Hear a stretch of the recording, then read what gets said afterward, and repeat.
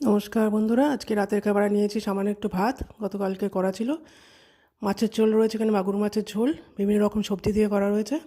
এটাও গতকালের ছিল। সঙ্গে একটুখানি সালাড নিয়েছি, দেখুন শসা, এক টুকরো লেবু, একটু টমেটো নিয়েছি। আর সঙ্গে নিয়েছি এখানেতে বেগুন ভাজা, খুব পাতলা পাতলা করে কেটে, এটার কর্ন পাউডার দিয়ে, আর একটুখানি কালো জিরে দিয়েছি, তিল দিয়েছি, এগুলো দিয়ে মেখে ভালো করে ওরকম বড়া ভাজা করে নিয়েছি। আর একটা অমলেট করে নিয়েছি, কারণ ভাতটা খুবই অল্প।